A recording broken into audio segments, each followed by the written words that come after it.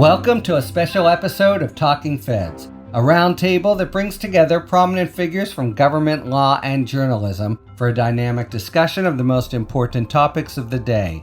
I'm Harry Littman. When we think about lawyers, we typically think of courtroom warriors, combatants for a jury's support when the big chips are down. In fact, most lawyers rarely face a jury. The ones that do are a special high-status breed, called into battle over liberty or big dollars. And within that rare breed is a very select few, perhaps 100 or fewer in the country, of trial lawyers recognized throughout the profession as the most accomplished and skilled at what they do. They are the high-octane luminaries about whom other lawyers tell odd stories touting their courtroom prowess. 3 of them are with us today for a special discussion of the trial lawyer's art. And they are Leslie Caldwell. Leslie was most recently a partner at Latham & Watkins, where she specialized in white-collar and internal investigations. She previously served as Assistant U.S. Attorney in the Eastern District of New York, and later Chief of the Criminal Division and Chief of the Securities Fraud Section at the U.S. Attorney's Office for the Northern District of California. Leslie was Director of the Justice Department's Enron Task Force, for which she received the Attorney General's Award for Exceptional Service. In 2014, Leslie was appointed as Assistant Attorney General for the Criminal Division of the department, where she served until 2017. Leslie, thank you for joining this special episode of Talking Feds. Happy to be here, and thanks for asking. Barry Berke, a partner at Kramer Levin. As most everyone knows, he served as Chief Impeachment Counsel to the U.S. House of Representatives in the first impeachment trial of the president, and his cross-examination of Corey Lewandowski, which left Lewandowski on life support, was described as, quote, a cross-examination that should be mandatory viewing for every law student in the history of time, by Slate magazine. Before joining Kramer Levin, Barry was a trial lawyer with the Federal Defender's Office for the Southern District of New York. He co-authored the textbook, The Practice of Federal Criminal Law, Prosecution and Defense, and he has taught criminal law and professional responsibility at NYU School of Law. Barry Berke, thank you so much for rejoining Talking Feds. Harry, it's a pleasure to be here, especially be in such great company. And Lisa Wayne, the Executive Director of the National Association of Criminal Defense Lawyers. Prior to her appointment, Lisa was an attorney in private practice in both state and federal courts and a Colorado State public defender. She taught trial advocacy at the University of Colorado for 22 years. She continues to serve on the faculty at the Trial Practice Institute at Harvard Law School, the National Criminal Defense College, and Cardozo Law School. In 2005, she received the NACDL's most prestigious honor, the Robert J. Heaney Award. Lisa, thank you very much for joining this episode. And I am very happy to be here with you all. All right, I want to start with a few general questions, and to spare you the embarrassment, let's make these not about you personally, but about others that you regard as great trial lawyers. So when I talk to trial lawyers and ask what their secret sauce is, whatever, first there's always the I work so hard, harder than everyone. I think trial lawyers really do all work like dogs. So what makes, in your view, for an exceptional trial lawyer, are great trial lawyers born or made? I would say both. You know, some people are just natural showmen, and you can sort of learn that, but that I think is also something semi-innate. But you can certainly learn by watching others and doing trials what things work and what things don't work. So I think it's a combination of both. But some people clearly just have the talent, just like some people have the talent to be professional athletes or professional actors. But you do have to work really hard, just like you do with those other things. And I agree with all of that. But I do think the best trial lawyers are true to themselves. So there are some that are going to be very flamboyant and charismatic, and some that are just going to be calmer, just talking about things. And I think what makes the great trial lawyers are those who recognize the goal, and that is to win.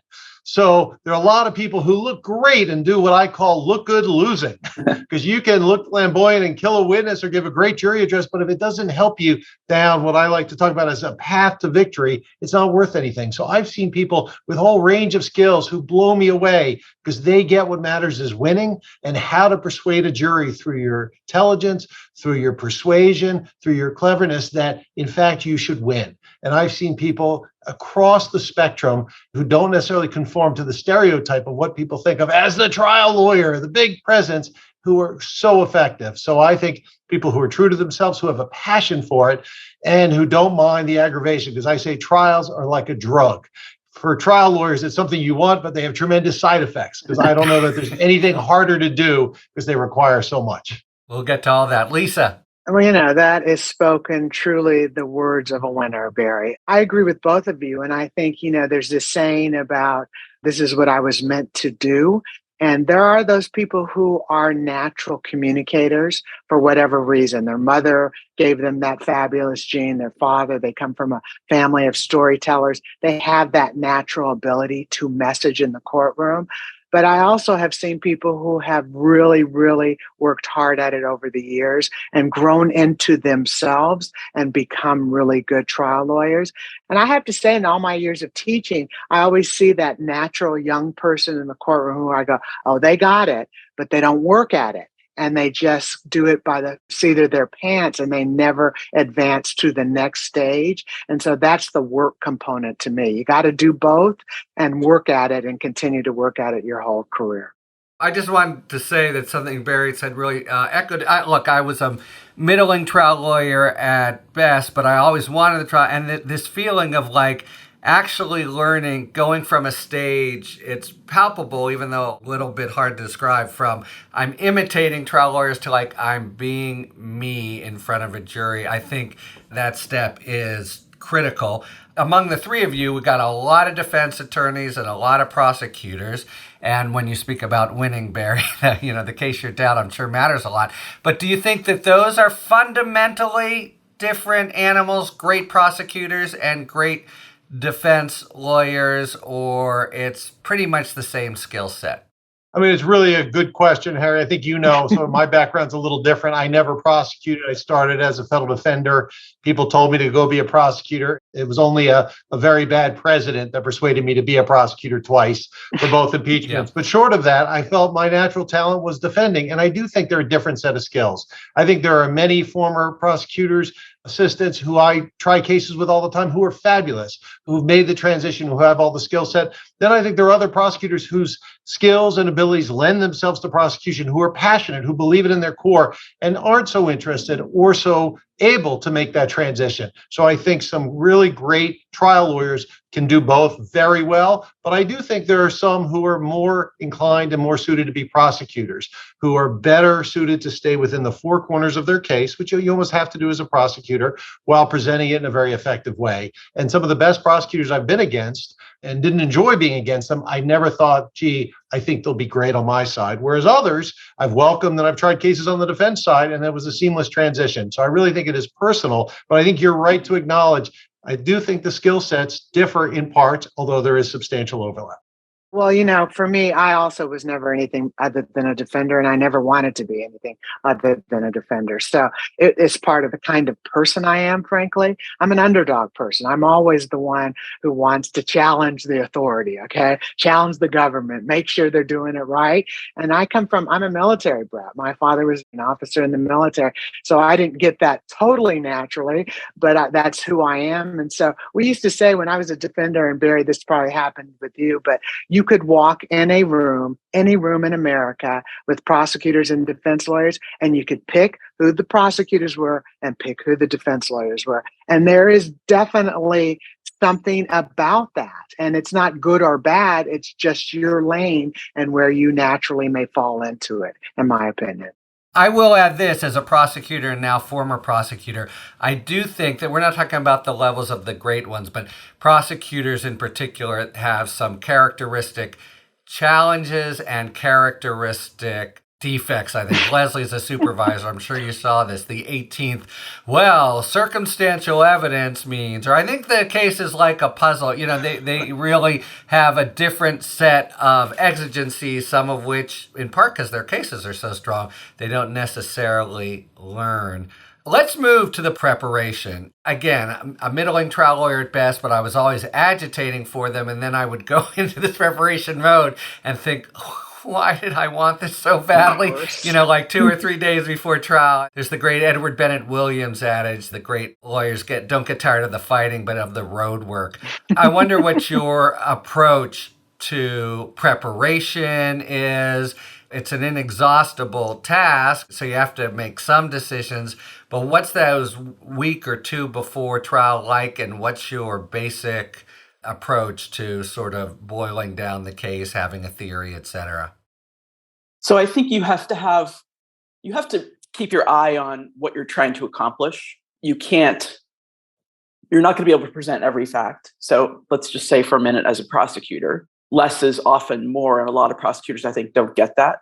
Defense attorneys, I think, are naturally trained to have less be more because they don't maybe want to get into some things. And all you need is a reasonable doubt. Exactly. But I think too many people as prosecutors, try to prove too much. So what you need to really do is figure out, where do we want to go? What message is going to resonate with the jury? What's the jury going to care about? And focus on getting there. And so there's a lot of editing that goes on in terms of what you're going to present. A lot of culling, a lot of, okay, we'll put this off to the side and maybe we'll use it if X happens during the trial. But I think that's super important. And I think that's a skill that a lot of people, frankly, don't have and can develop. But I think that's something, certainly as a prosecutor and as a prosecutor who oversaw a lot of other prosecutors, I would see people do the kinds of things you said, Harry, which is sort of rely on little cliche phrases as opposed to focusing on presenting the case. Because as a prosecutor, it's very important, probably even more than as a defense attorney, to have credibility with the jury because of the reasonable doubt issue. I disagree with that. Well, I think it's important for everyone to have credibility, because if you put on a circus show and you lose credibility, I mean, I've had cases where jurors will be taking copious notes when 6 of the 7 defense lawyers would do their crosses, and then the 7th one would stand up and they would throw their clipboards down onto the floor of the jury box because they weren't listening. So you have to have credibility, but you definitely also have to bear in mind, where am I going? And you also have to be able to go with the flow and kind of roll with the punches, which there will be in any trial for both sides. So the question is trial prep. And, I can't imagine there's a lawyer out there who doesn't say, first of all, we're all procrastinators. Our greatest moments come in the 11th hour of, oh, that's excellent. I'm going to change my theory of the case and my theme. But the trial prep to me was always the most miserable time of my life. And I'm a trial lawyer. I've tried hundreds and hundreds of jury trials. I hated it. I was always like, just get me in the courtroom, please. But I recognize exactly what Leslie said. You've got to be the best prepared in the courtroom, period. You've got to be the guiding light for the court. So the judge is looking to you because you know the answers. And even the prosecutor says, oh, I think she actually has that somewhere in her organized discovery better than we do. So you become, to me, the guiding light. And that's why, Leslie, I went on the credibility, because I am a huge believer that the defense actually needs more credibility than anyone in that courtroom. We are the one who comes in at a disadvantage. We are the accused. We start behind the 8 ball. There must be some evidence here. Why else would you be here? And we have to have credibility because that translates directly to who we represent. I remember being in New York at a program, and I'm not going to name the judge. You all know her. She was a New York judge, and she said to a bunch of female defense lawyers, I think you all can wear shorter skirts and look a little bit more sexy than the rest of the folks in the courtroom, because it doesn't really matter as much for you as it does for prosecution. And I was so offended. I said, what are you talking about? We have to be the stalwarts of we're telling the truth, and I'm going to look to you toward that. And so, you can say a reasonable doubt. I will tell you, Leslie, it's getting diluted around this country, the instruction on reasonable doubt from the 9th Circuit to the 7th Circuit to the 5th. I mean, it is really changing. And so it is a complicated and strategic position for us to be in. And to me, it has to be my credibility. If I lose 1 ounce, if I fudge anything, an opening or anything else, that's it. And they won't trust me. So yeah, I'm a big believer in the credibility. Barry, miserable the week before trial? No. Yes, always the week before, but I like preparation. You just lost your credibility. I like preparation because I like winning. but there are different aspects of it. Some of it, the pick and shovel work, drudgery, but you have to do it. To me, preparation is both an art and a science. And I'll tell you a little something about maybe unique about me. I begin every criminal trial that I've ever done, ever, with a parable, a fable, some tale that captures a moral principle. You mean you literally begin it in your opening statement? First thing I ever say. It may be an Aesop fable. It may be a Japanese folk tale that I've used. I have a long list. People know them. I tell different ones each time to suit the case. But the notion is they all have an aha moment. And the principle at the end should be the moral lens through which I want them to see the prosecution's evidence. The government gets to go first. As Elisa said, we're at a disadvantage. We got a guy sitting there. He must be sitting there for a reason, the jury thinks. I want to give them a lens to think about it. And a good fable, a good parable will be on their mind and will hopefully carry them through. But for me, I believe in openings, big openings. I can't open until I've come upon my parable. And if I don't have a moral principle, which is the reason why the jury should acquit my client, I got to start talking about a deal. But once I hit that, that's the art part. Everything follows. The science is, so I also believe that the moral compass of the trial changes as soon as the cooperator testifies, because then the jury sees, wait a second, the prosecutor made a deal with this guy and now he's trying to trade his freedom for the defendants. So I believe in cooperator crosses. You mentioned Corey Lewandowski. That was 30 minutes, right? I'm very fortunate. Most of my cases, I have big teams of folks helping me. I'm very lucky. Yeah. But if you're the one standing up, you got to know it. So I'll have in a cooperative cross cooperators for 4 or 5 days. You're coming with the big binder. Last output was a 1,000-page outline. Chapters and chapters and chapters, but I will have gone through it dozens of times with my team over and over and over again till we have every backstop, every statement he's ever used, every piece of evidence our great investigators have found. So whatever he says, we're going to get him, but it's all going through an end. The punchline is not that he's a liar, because he's our client's liar. Usually they know him, but that our client's innocent, and to organize it. So the science is putting all that together, every last piece, doing all that hard work, which is crazy. But the art is doing it in a way that the jury's entertained, that they see it, that they're with you, that they don't think you're just beating this guy up for no good reason or this woman up for no good reason, but it's all for a purpose. So the science and the art, it's hard. And I take Lisa's point, it is drudgery. It is not the fun part. But when you get it right and you know you have it, doesn't mean you're going to win, but you know you've done everything possible to give you the best chance to win. And that is a good feeling going in. So yes, it's miserable. But there's never been a trial lawyer who hasn't felt like they needed more weeks to get ready for trial on the prosecution or defense side. Those are trials. But when you feel like you're ready to stand up, knowing you have all that work behind you, that's how you put yourself in a position you can win. And when I've been against really good defense lawyers, you can feel the jury waiting for them to talk and their attention kind of elevating. My 2 cents here are, first, I totally agree with Leslie. It wasn't the drudgery. It was just the panic, the anxiety, the want to throw up 24 hours a day in addition to the hard work. And then second, for what it's worth, I didn't always have the time to do this, but I tried before I did anything else to write my closing argument. And my government at the end has 2 different closings. So your first summation, I actually tried to know that. It goes to Leslie's point of really paring down and everything being in the service of a theory of the case. So let's move to the big arena now. And being in the trial, Lisa, you said once the trial starts, you feel good. How do you guys generally feel once the trial has started? Are you very anxious? Are you in the flow? All of the above? What's the sort of hour by hour subjective experience for you when you're in trial now? I mean, I think it's an adrenaline rush constantly. So, if you're lucky enough to be in a jurisdiction where you actually get to do attorney-conducted voir dire, I'm always winning. After voir dire, I've won the case. They love me. I'm much more interesting, engaged. I've deselected. I'm feeling good. And then you sit down. Opening, I love. We know 80% of jurors make up their minds after opening and marshal the facts consistent with the side. Everyone agree with that? That's a controversial theory, but a lot hold That's social science. That's the social science. I would pause. So subscribe. Openings are key. You have to tell a narrative, have to tell a story, have to give the jury the tools to understand it. I still think, particularly in sort of more complicated cases, where you got to bring it home in the cooperative, and then the summation. So when you have to tie it all together and give the path. But if you don't bring them in the opening, they're not going to listen in summation. Absolutely, if you don't show why the witnesses can't be relied on for the case, you're not going to get them. So they're all key. But at the end of the day, you got to bring it home. The reason I believe in the 80% of jurors make up their minds is all we got to do is look at our world today. people take sides and they don't listen to the other side. They marshal the facts to reinforce the side they have taken. So it totally makes sense to me. And that's what jurors normally do. We all do great closing arguments. I mean, who can't hit it out of the park in a closing case, even on a cold case? And I've tried tons of cold cases. I always got some good stuff to say.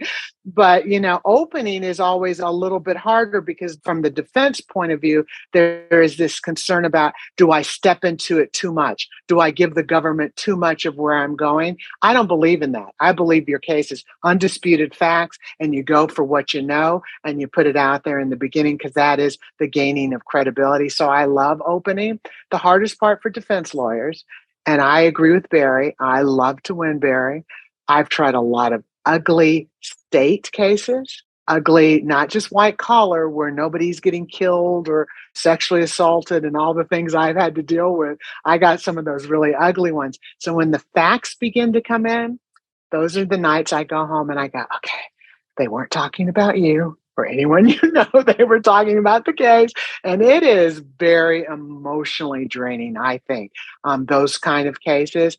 I can deal with long 8-week white collar cases much easier emotionally than I can the ugly facts cases of street crime, we call it, or, just regular criminal cases. So, and then closing's great. And then waiting for a jury, to me, I bet you Leslie and Barry said the same thing, Harry, right? It's the worst part of a trial. Yeah, that is the worst part. And for me, once I step into the courtroom, even for just jury selection, much less for the opening, I'm on an adrenaline flow for the rest of the trial, whether it's a 1-week trial in a drug case or, a 3-month RICO trial or a 3-month big white collar case. But then I totally collapse once the jury's verdict comes in, not out of anger or depression, but just because I let go of all my energy. And it's always been fascinating to me how dramatic that was. For me, I guess to use a sports analogy, it was like being in the game, playing, and being totally focused for the whole trial, including the motions that you have to draft the night before some argument on some issue that's arisen. But then at the end, just like crashing. I completely agree with both Leslie and Lisa. I will tell you, there's an expression my colleague phrased, we were trying a case that was going very well. It's like the superhero expression when you feel like you see the bullets. Exactly. Because it's slowed down so much, so ready, you can see the bullets. And so I feel the same adrenaline rush. It's great. And I will tell you, though, there's a downside. And I like boxing. If you can see behind me, there's a picture of my great-grandfather, one fight away from the lightweight championship of the world. He taught me how to fight. So I like boxing analogies. And Mike Tyson had the best line, everybody has a plan until they get punched in the face. Yes. And if you're a criminal defense lawyer, you always get punched in the face. There's always something. And just like in boxing, when you get punched in the gut or face, you want to bend over. That's when you're supposed to counterpunch. So that happens at every trial, and you have to have it. So it's a lot of adrenaline, a lot of positive. But the hard part is when things don't go according to plan, either your witness, their witness, and how do you recover?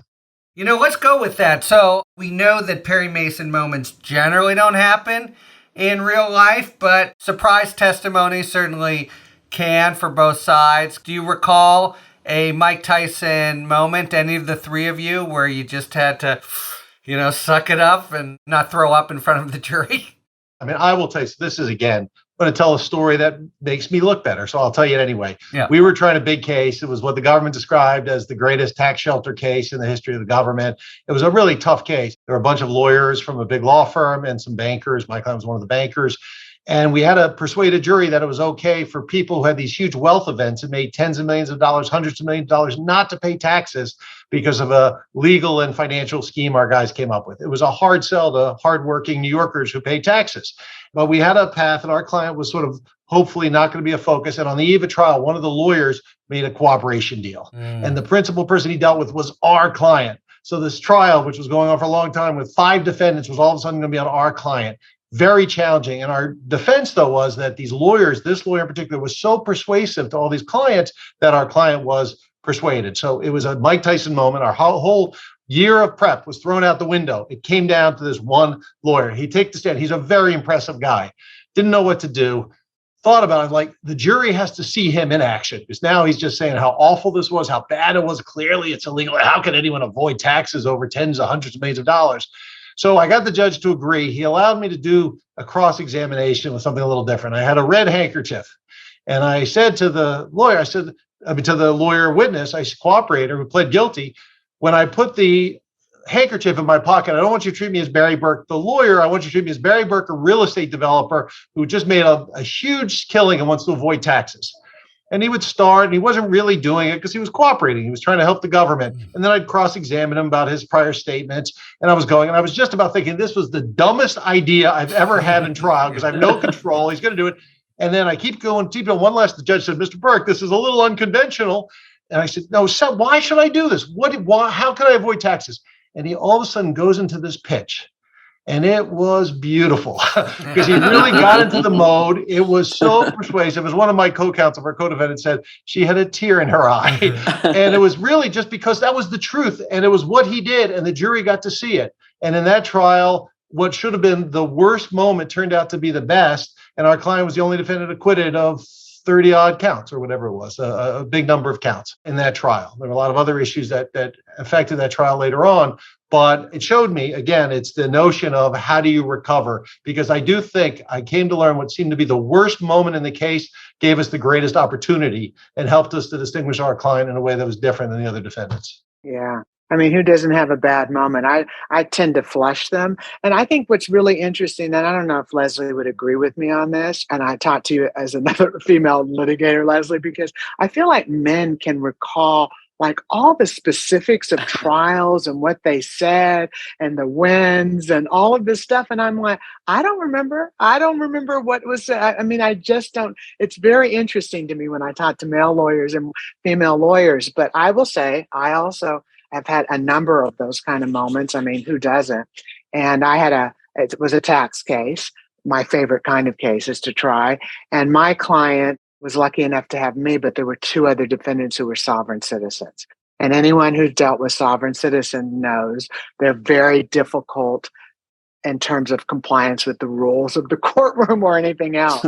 And so I would spend all of this time in very detailed and good cross-examinations. My client was the accountant in this overall scheme, but I had a good faith basis of good faith reliance on a lawyer who had told him to do things.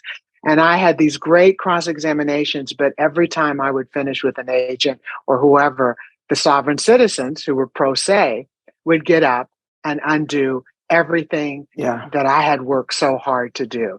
And that recovery was very hard for me. I mean, I'll just never forget, the judge would look at me like, do something. And I would be like, what am I supposed to do?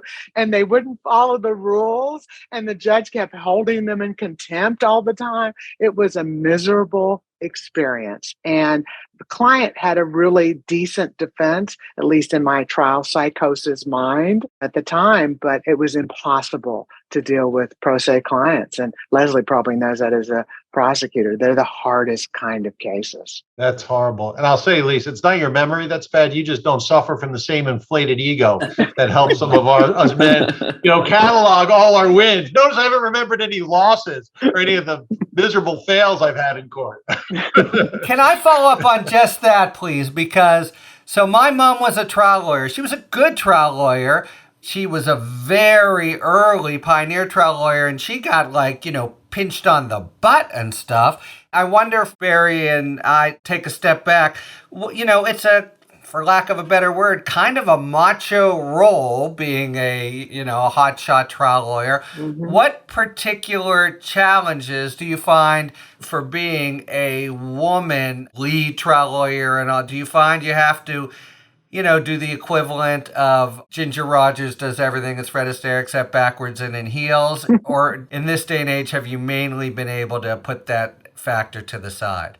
So I think things have evolved significantly since I started my career, for example, as an AUSA in the Eastern District of New York many years ago. I remember being called Missy by a defense attorney in the middle of a trial in front of a jury. He said something like, "Listen, Missy," and things like that. I haven't seen that in a long time, but you're right. There still is kind of a macho, swaggering thing. And I think a lot of clients, particularly white collar clients, ironically, in my experience, get sucked in by that. They want that macho, swaggering man who's going to tear up the courtroom, as opposed to perhaps a more low key or less swaggering woman And I find it somewhat fascinating because I think a lot of clients don't understand the things that really work in the courtroom are not necessarily the loudness of your voice or the bluster or bravado with which you swagger into the courtroom or what you're wearing in terms of some super expensive tailor-made suit. I think things have changed a lot. I'm curious, Lisa, what you think, but it's a lot different. I think, first of all, there are a lot more women in the courtroom now, Yes. lawyers on both sides, including in civil litigation and judges. And I think that's naturally evolved the atmosphere. So I think it's changed a lot, but I think there still is, probably particularly, maybe not even particularly in criminal law, I was about to say that, but that may not be true. I think there still is a bias among clients that men would be better choices as a trial lawyer than women. Yeah, that's obviously not across the board, but I think that's just sort of generally. And I think men continue to sort of sell that, maybe not overtly, but I think they definitely continue. Like, you want somebody tough, somebody who's not going to be afraid to fight. And women, I'm sure Lisa's not afraid to fight, and I'm sure you can be as tough as they come, but you may not present that way when you introduce yourself to a potential client. No, I think that's true. So I think it has evolved. And look, I come from two places, and that is I'm a Black woman, and there are very few of us at all anywhere around the country. So whenever I would go to federal court in different districts, including my own district in the 10th Circuit, I was always the only one, period. And still am the only one in many, many places. And so my race was put first before the woman part, because that was what I had to deal with, was the racism. And that was really interesting in a man's world of being a litigator. I mean, it still is in many ways, Leslie. Like you said, I think it has changed, but there is this machismo kind of perception. And it drives me crazy because the media drives that, you know, Better Call Saul. And, you know, when you think about who are the best criminal defense lawyers, it's always men. And I'm like, really? Because some of the best lawyers I know, hands down, trial lawyers are women, period. But they're not making movies about them. They're not writing books about us. They're not quoting, you know, the great things that we do. And it's very interesting, and that perception continues. The other thing is there is a high dropout rate, and that is factual. So a lot of us don't last because we decide we do want to step back because we have families and we still are the caregivers and we still are in charge. Even in this very liberated, progressive world we live in, we're the ones who have to make those choices. So the ABA did a study on this and showed how there was like this 10-year, then we drop back and we're gone for 15 years, 20 years, raising our kids. Then we try to come back and make an inroad back. So there are few of us who have had the ability to stay with it throughout consistently. And I think that also makes a big, big difference. Yeah, and that's an issue across the legal profession, obviously, and at law firms and every other area of the legal practice.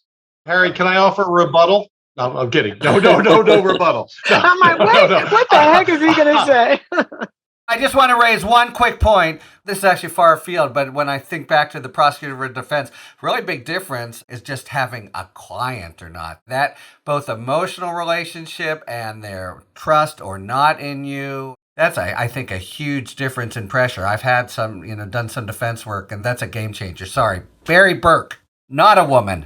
No, I was joking. I'm not offering a rebuttal. I completely agree with everything Leslie and Lisa said, and there should be more change and faster change. Some of the greatest lawyers I know are women, but more than that, jurors want to hear from people who look like them, right? The best teams are those teams that are completely diverse, you know, gender, race, everything. And I think increasingly that's happening. And I was getting ready to try a case with my partner, Danny James, who she's wonderful. She was going to give the opening in the case. It was perfect. And it's great to have that. And not only is it the right thing, but it's also the way to win.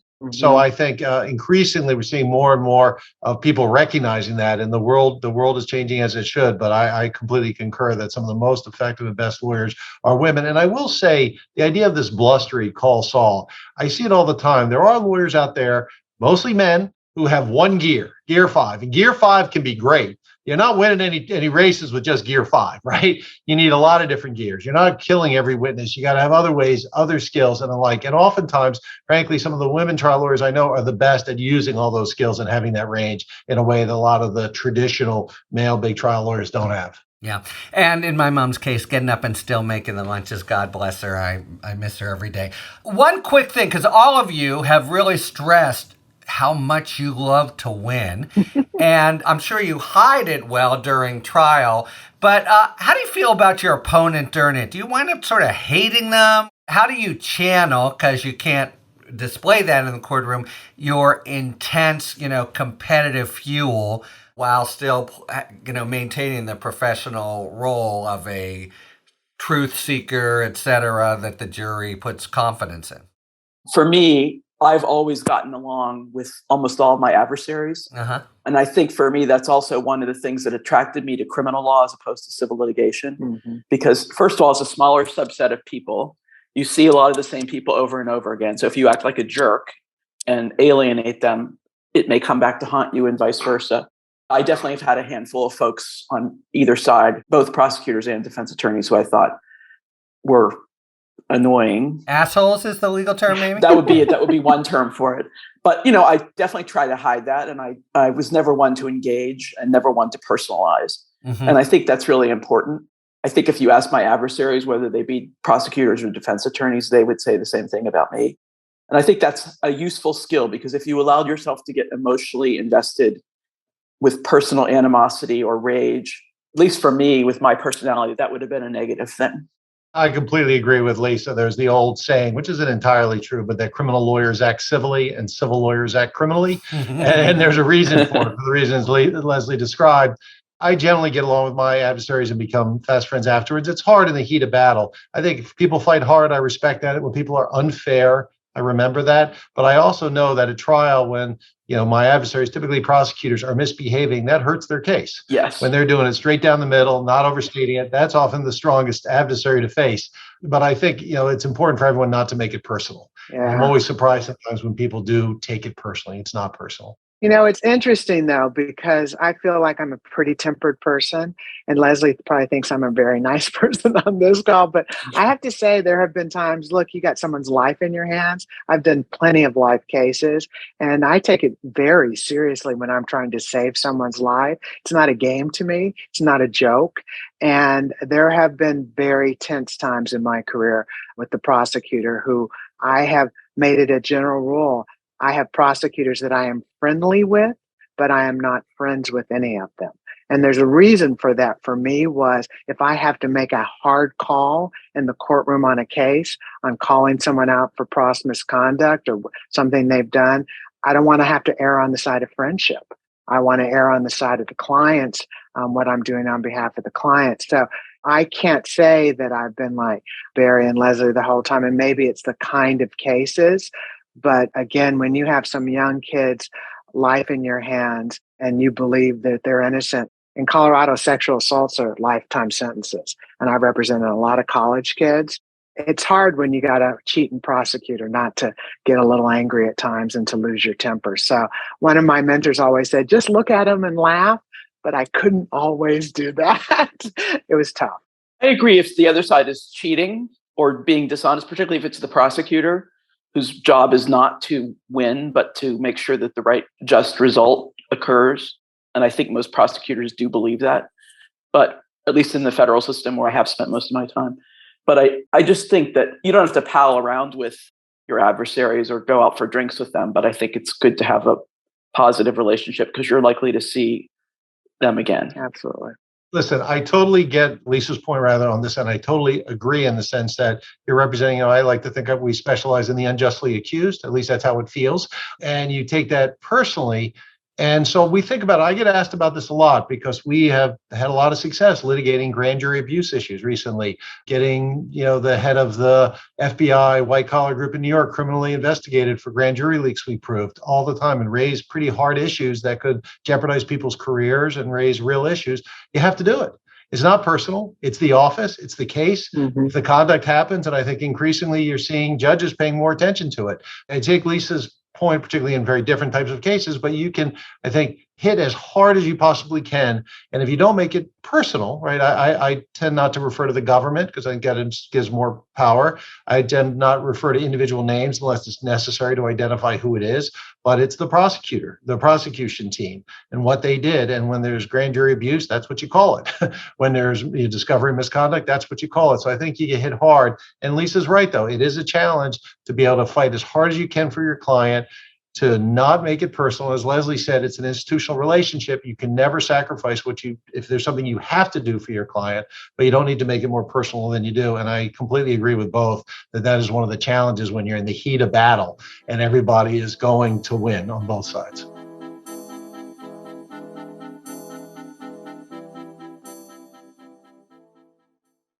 And now, a word from our sponsor, the American Civil Liberties Union. Hello, I'm Leah Watson, Senior Staff Attorney for the ACLU's Racial Justice Program. State lawmakers and school boards across the country are trying to silence discussions about race and gender in our classrooms through discriminatory censorship measures like Florida's so-called Stop Woke Act. The ACLU and its partners sued to block enforcement of this law in higher education, and a federal judge delivered a resounding victory, preliminarily ruling that the Florida law violated the First and 14th Amendments. This win recognizes that the Stop Woke Act restricts the free and open exchange of ideas related to race in our classrooms. The censored discussions erase the history of marginalized individuals. The ACLU is committed to defending our right to learn. We will continue to fight unconstitutional attempts to silence instruction about Black and Brown people, women and girls, and LGBTQ+ individuals. Learn more at aclu.org/censorship.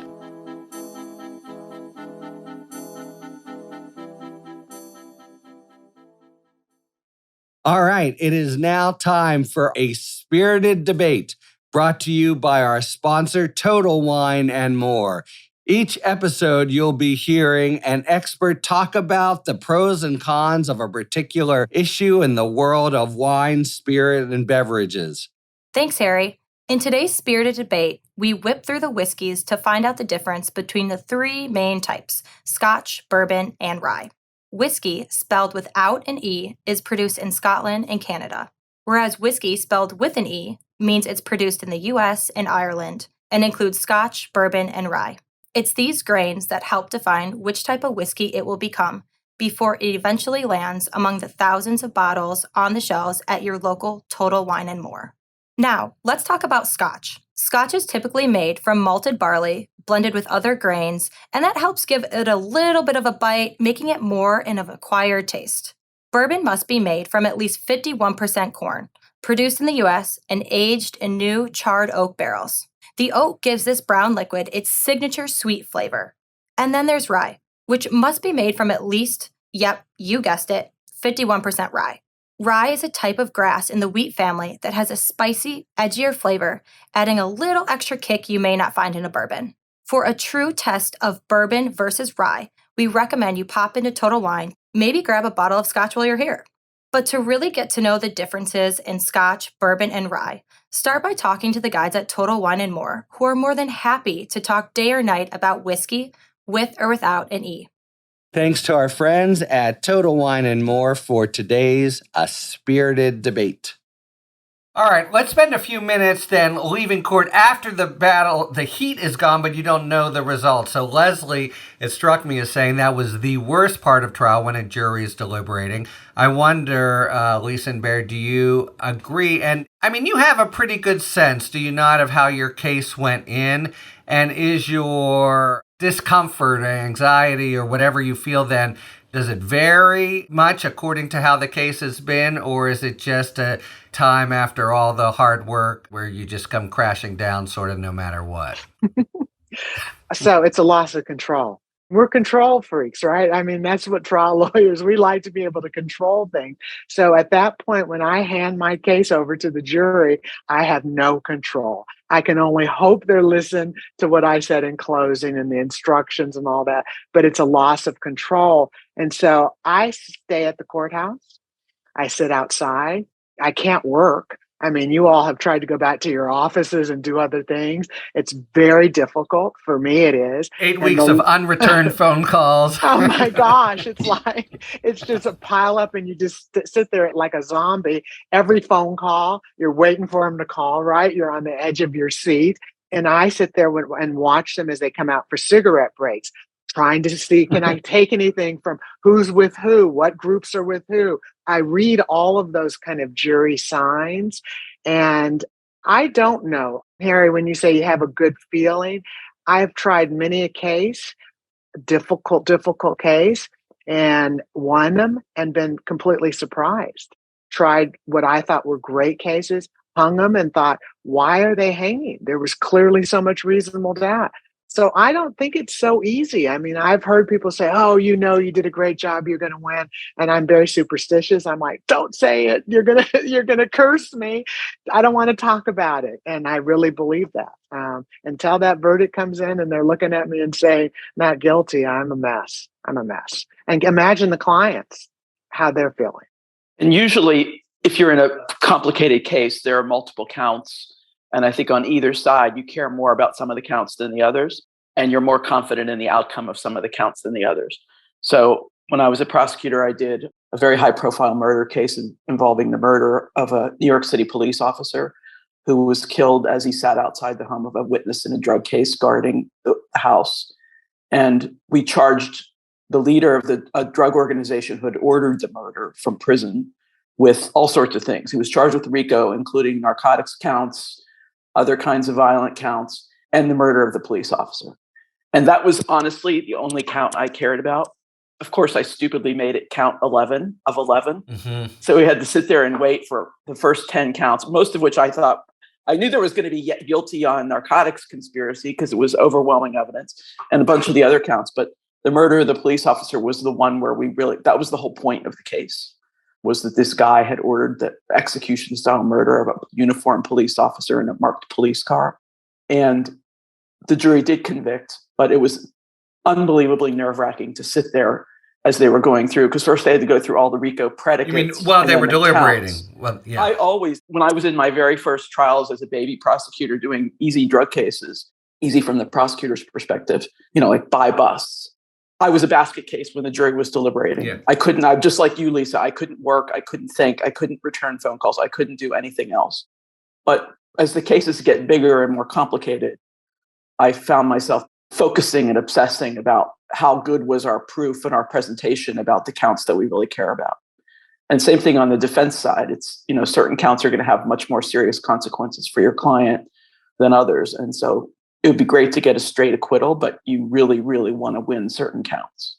Yeah, I got a pit in my stomach just hearing Leslie and Lisa talk about trials, because that's how I feel. And I am in a state of total paralysis, except when something happens. When there's a note from the juror, all of a sudden I became, if anyone's a Homeland fan, like Carrie, putting together the conspiracy of all the terrorists. Oh, that note ties to, remember that when that witness had to get excused and I have it all figured out. Then the end I said, of course, we're making it up because we read tea leaves and don't know what any of it means. And then I go back into a state of paralysis. And that continues again and again. I don't care the trial. I don't care how well I thought we did. You just never know what jurors are going to do.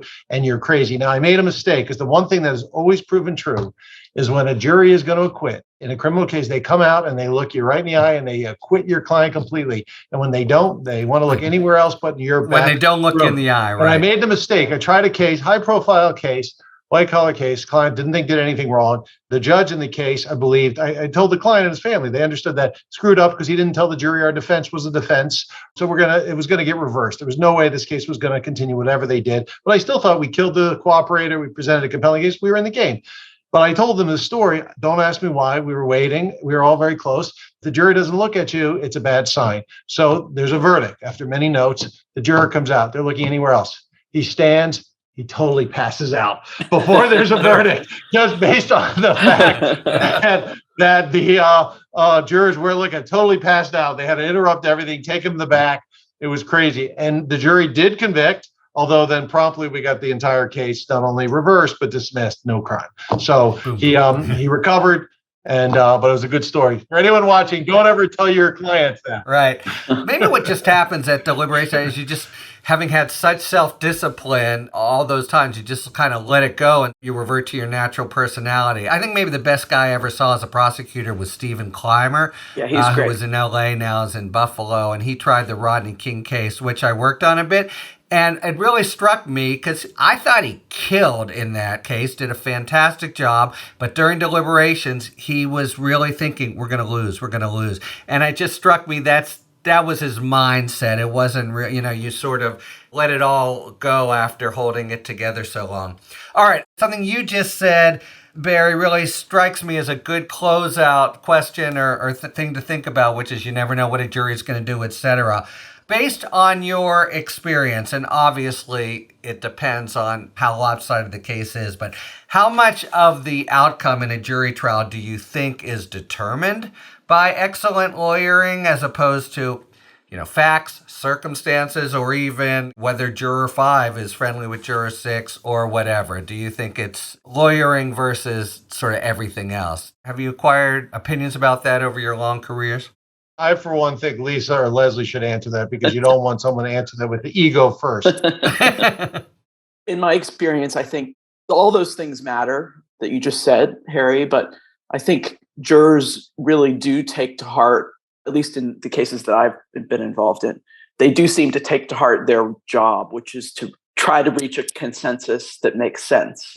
And, this may be changing, to refer back to something Lisa said earlier about our increasingly divided country with people sort of gathering facts that support their existing views.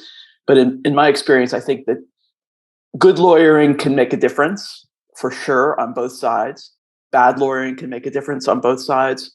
I think that the most important thing, though, it really is the evidence. And obviously the legal instructions can be very important in some cases.